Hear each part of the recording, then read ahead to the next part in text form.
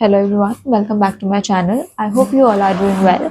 सो आइए देखते हैं, अगर आप लोग नो कॉन्टेक्ट सिचुएशन में हैं तो आपके पार्टनर इस वक्त पे आपके बारे में क्या सोच रहे हैं, उनकी पर्सनल एनर्जीज क्या है ना। तो जब मैं कार्ड को शफल कर रही हूँ तो आप प्लीज़ अपने पार्टनर का ध्यान कीजिए। तो जैसे कि आप जानते हैं, ये रीडिंग जो है एक जनरल और टाइमलेस रीडिंग है। सो जब से आप देखेंगे तभी से आपके लिए एप्लीकेबल होगी। So first card is devil, second is two of cups, third card is the world, page of pentacles, and the hermit.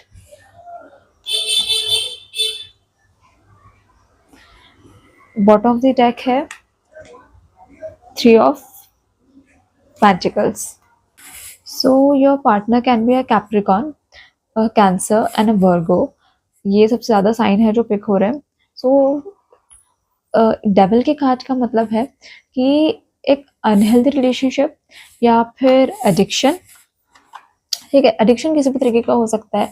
ये उनके अंदर लस्ट हो सकती है, या वो ड्रग कंज्यूम करते हो, या फिर बहुत ज़्यादा प्यार। समटाइम्स बहुत ज़्यादा प्यार भी ना आदमी को एक केज में बंद कर देता है और उसको समझ नहीं आता कि उसको बाहर कैसे निकलना है। उसे वो एक जो पर्सनल स्पेस होती है ना, वो कई बार ख़त्म हो जाती है, तो वो भी एक तरीके का एडिक्शन हो जाता है ना। तो इस तरीके के रिलेशनशिप के पैटर्न में आप थे, या आपके पार्टनर इस तरीके के इंसान है जो जिनके अंदर ये टॉक्सिक बिहेवियर था, है ना। सो आई कैन सी कि ये एक रीज़न हो सकता है आपके रिलेशनशिप के में पर्सन है ना, वो ऐसे टॉक्सिक पर्सन हो सकते हैं, है ना। कई बार क्या होता है ना कि हम एक ऐसे साइकिल में स्टक रहते हैं जो हमारे हमें हमें वो बेनिफिट मिल नहीं रहा होता उस रिलेशनशिप से, वो हमारे हाईएस्ट गुड को सर्व नहीं कर रही होती, स्टिल हम वहाँ पे स्टक रहते हैं। सो ये इस तरीके का एक रिलेशनशिप का पैटर्न आपका दिखाई दे रहा है। Toxic relationship, addiction, unhealthy relationship, है ना, ये सब। और एक पावर की स्ट्रगल भी हो सकती है नो, आपके और आपके पार्टनर के बीच में एक पावर की स्ट्रगल भी हो सकती है। आपके पार्टनर करंटली अभी ऐसे समझ में आ रहा है कि उनको ना लेट गो करने में, जो पुराने पैटर्न्स हैं ना, उनको लेट गो करने में बहुत इशू हो रहा है। वो उस पैटर्न को लेट गो कर नहीं पा रहे। या तो हो सकता है कि उनके पास्ट रिलेशनशिप्स ने उनको ये ट्रॉमास दिए या इस तरीके का इंसान बनाया जिसके चलते उन्होंने आपके साथ इस तरीके का बिहेव करा, है ना। तो अब वो समझ नहीं, मतलब कि वो पास में समझ नहीं पा रहे थे कि चीज़ें कैसे उनको हैंडल करनी है। But same time it's a two of cups. He knows very well कि इस रिलेशनशिप की इम्पोर्टेंस क्या है ना। वो आपके साथ जो बताया हुआ टाइम है उसको वो याद करते हैं, वो जो बॉन्ड आप शेयर करते थे वो याद करते हैं, बट ड्यू टू उनका ओवर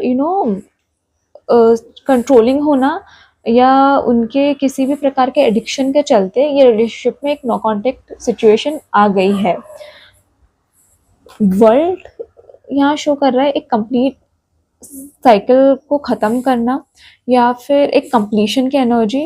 आई कैन सी कि वो बहुत जल्दी आपके लिए ना एक बहुत अच्छा प्रपोजल लेके आ सकते हैं, बिकॉज उनको रियलाइजेशंस हो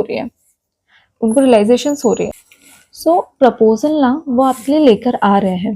बट इसके साथ साथ हमें एक चीज़ ये ध्यान में रखनी चाहिए कि जो उनके पास्ट पैटर्न्स हैं ना, जो एडिक्शन उनके अंदर था या जो कंट्रोलिंग बिहेवियर उनका था, है ना, वो चेंज हो जाएगा। तो वो चेंज की एनर्जी नहीं है ना। उनके अंदर एक सबसे बड़ा प्रॉब्लम है कि वो चेंज को रेसिस्ट करता है ना। चेंज नहीं करना चाहते अपने आदतों को, है ना, या कोशिश करते हैं, बट वो किसी भी आदत को चेंज करने के लिए ना बहुत एफर्ट्स लगते हैं, वो एफर्ट्स वो उसमें डाल नहीं पा रहे हैं।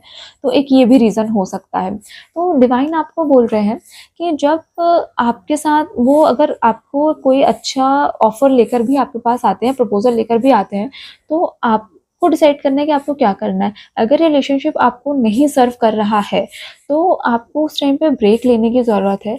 अपने इनर हीलिंग पे ध्यान देने की ज़रूरत है, खुद को हील करने की ज़रूरत है, खुद को इंट्रोस्पेक्ट करने की ज़रूरत है कि आप क्या चाहते हैं, क्या ये रिलेशनशिप आपको सर्व कर रहा है या नहीं कर रहा है ना।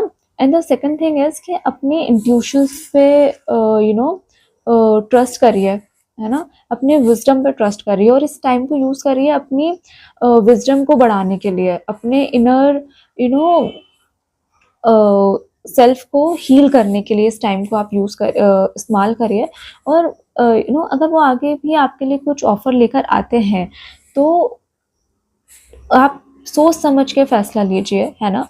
आप पहले देखिए कि वो बदलना चाहते हैं या नहीं, या आप उसी साइकिल में वापस फंसना चाहते हैं तो आप उनके साथ जाइए। अगर आप नहीं फंसना चाहते तो थोड़ा ब्रेक लीजिए और सोचिए, है ना। सो आइए हम देखते हैं कि इस वक्त वो आपको मैसेजेस क्या देना चाहते हैं। सो कि करंटली वो आपके बारे में क्या सोच रहे हैं, करंटली वो आपको क्या मैसेज देना चाहते हैं। सबसे पहला है डैमेज। उनको ये लग रहा है कि ये जो सिचुएशन है उसमें आप दोनों का ही नुकसान हुआ है, दोनों ही हर्ट हुए हैं, है ना। तो ये उनको पता है, ये वो इस वक्त पे अगर आपके सामने होते तो ये आपको ये कहना चाह रहे हैं वो। Second is I am trying to move on, new chapter as I see. Energy है कि वो आपको एक अच्छा प्रपोजल लाने वाले हैं या आपके लिए एक बहुत अच्छा प्रपोजल लेके आ रहे हैं। तो ये मूव ऑन की एनर्जी है, मतलब आपकी तरफ आने की एनर्जी है। न्यू चैप्टर आपके साथ शुरू करना चाह रहे हैं वो। दो मैसेजेस हैं। फॉरगिवनेस, माफ़ी चाहते हैं आपसे कि आप उन्हें माफ़ कर दें जो भी उनका बिहेवियर रहा उसके लिए। And reflection, being away from you has allow me to gain clarity, मतलब आपसे दूर जाके उनको क्लियरिटी मतलब मिली है इस रिलेशनशिप के बारे में, जो कि हमने देखा ही 2 ऑफ कप्स में भी सेम एनर्जी थी कि जो आपका बॉन्ड है, दोनों आपने जो टाइम स्पेंड करा है उससे वो बहुत बहुत ज़्यादा मिस कर रहे हैं उस टाइम को, तो और आपसे दूर गए हैं तो उनको क्लियरिटी समझ आई है। डिसऑनेस्टी, एज वी सी की एक एनर्जी थी एडिक्शन की या फिर एक अनहेल्दी रिलेशनशिप की, तो उसमें अनहेल्दी रिलेशनशिप था तो ऑब्वियसली झूठ भी उन्होंने बोला ही होगा जिसके चलते आप अलग हुए हैं।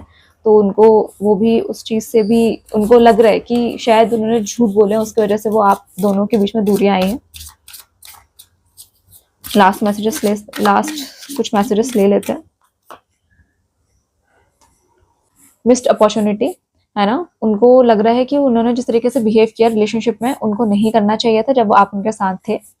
And the last card is reunion, वो आपके पास आना चाहते हैं, है ना, उन्होंने अभी तक गिव अप नहीं करा है इस रिलेशनशिप के ऊपर।